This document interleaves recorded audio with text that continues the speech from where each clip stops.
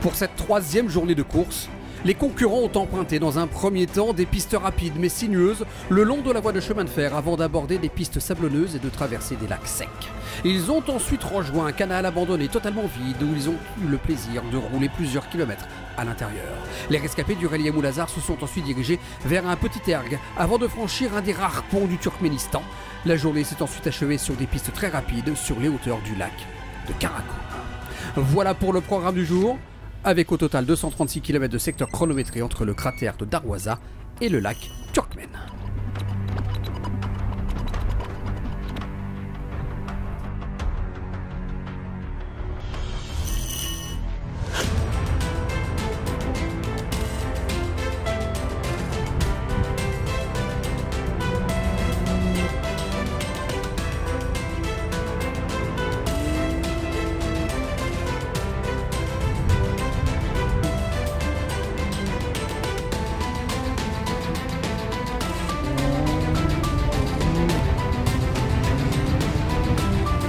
Que ce fut beau, mais que ce fut dur aussi pour les 56 équipages qui ont pris le départ. Et quels pieds ont pris tous ces pilotes dans les différentes catégories de cet Amoulazar 2018. Du côté des T2, cette catégorie de véhicules qui se rapproche le plus de la voiture de série, avec quelques aménagements réglementés. Et bien le plus rapide aujourd'hui fut le Kazakh Kirill Chernenkov au volant de son Nissan, premier en T2 et 17e au général. Pas mal.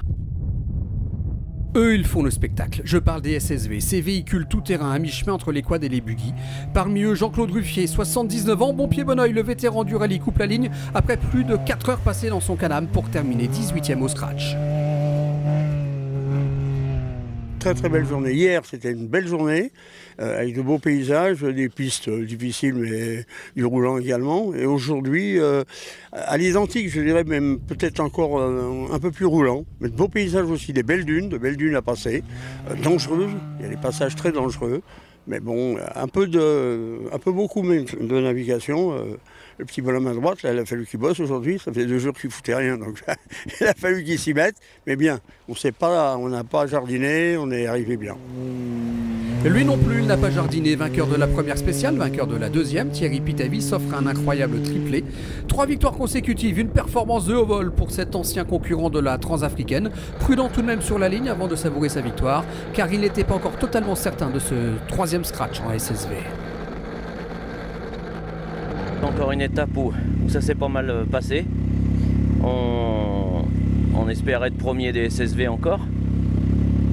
Je pense que ça sera le cas, mais je suis pas sûr. On n'a pas vu un seul SSV, mais on est parti devant. Alors peut-être qu'il y en aura d'autres qui iront plus vite que nous, mais il faudra qu'ils aient bien roulé quand même, parce qu'on a pas mal roulé. On a fait une petite erreur de nav, comme plusieurs. On avait plusieurs voitures qui ont fait la même. Mais bon, dans l'ensemble, ça s'est bien passé. On a dû perdre 4-5 minutes sur l'erreur de nav à peu près. Bon, voilà, autrement ça va, tout va bien. Il fait moins chaud qu'hier, on est pas mal.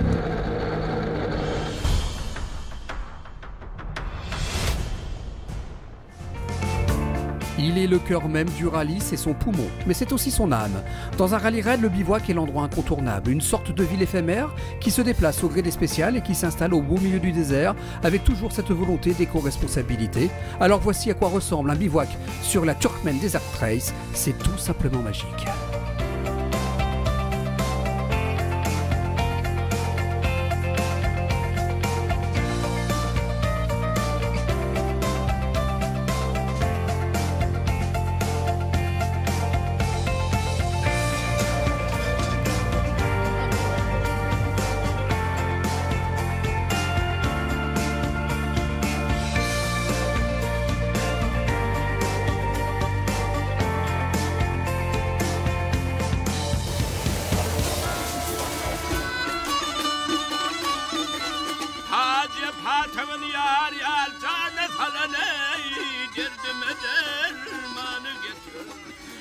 Benim değil eyvara bağlıyım, yandı kul oldu bıraktım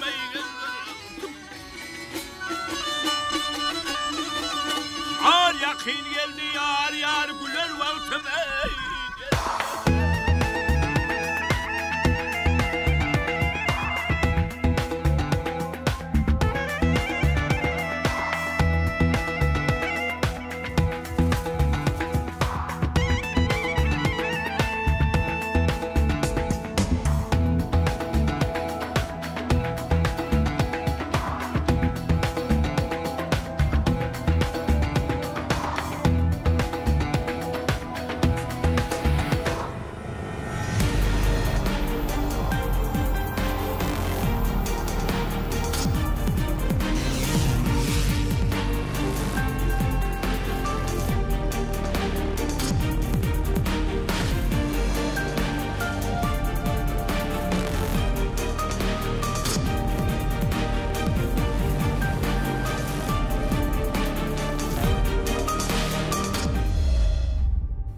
Dans la catégorie reine, celle des T1 et des camions, il y a eu des dégâts et notamment du côté des ténors.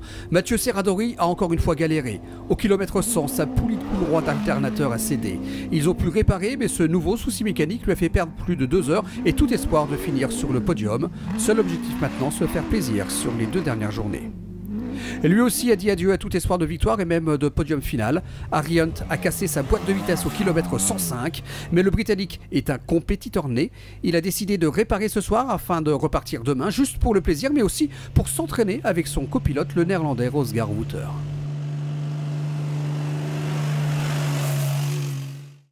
Et quand on vous dit que tous ont souffert, c'est vraiment tous, même le héros local. Anna Mamedov a connu son lot de malheur. L'auto a fait 3 tonneaux, mais plus de peur que de mal. La Mini est retombée sur ses roues et surtout l'équipage est indemne et termine ce soir à une très honorable 11e place. Miroslav Zlapetal est régulièrement sur les podiums, il lui manque encore un grand succès final dans un rallye raid. Et encore une fois, le Tchèque 2e de l'Africa Eco Race 2017 s'est illustré aujourd'hui avec cette 3e place. Rien à dire pour Zlapetal si c'était une petite erreur de navigation au début de journée pour un chrono de 3h25 minutes et 32 secondes.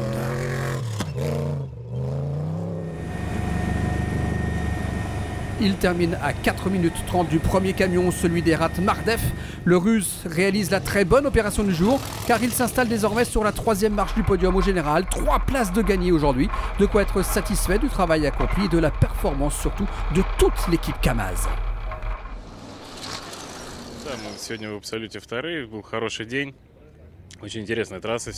On est vraiment content de cette journée parce que c'était vraiment très intéressant. Le terrain était différent, il y avait des pistes sinueuses, il y avait beaucoup de navigation. Je suis aussi content de mon jeune copilote qui a fait un super boulot. On a réussi à trouver une bonne piste malgré le fait qu'il n'y avait qu'une Mini devant nous. On n'avait pas de traces mais on a réussi à trouver un bon chemin et arriver tranquillement sur le bivouac. Une arrivée tranquille sur le bivouac, 17 minutes après le vainqueur du jour, Nani Roma. Vainqueur de sa 2e spéciale sur le rallye, le Catalan a pu compter sur son copilote Alex Haro qui lui a parfaitement indiqué la trace.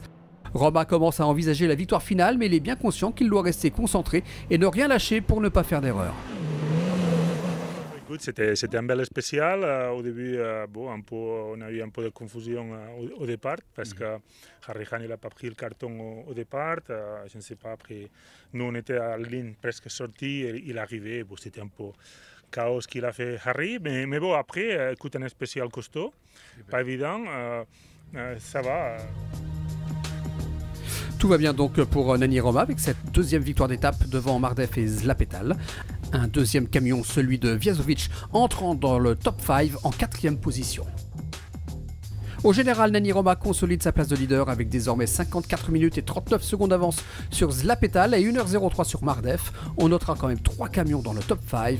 Anna Mamedov est 6e.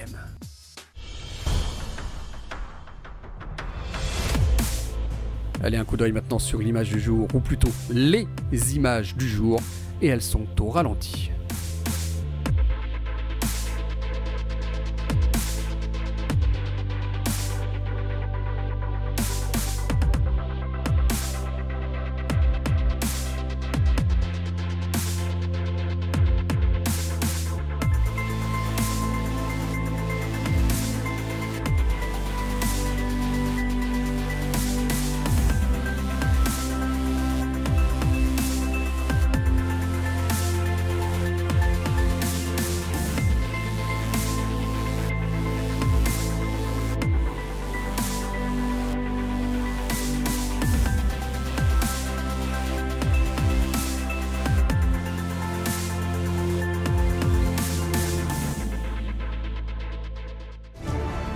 Voilà, c'est tout pour aujourd'hui. Demain, place à la 4e spéciale avec au programme 245 km de secteur chronométré entre Turkmen Lake et Gamashilia Plain.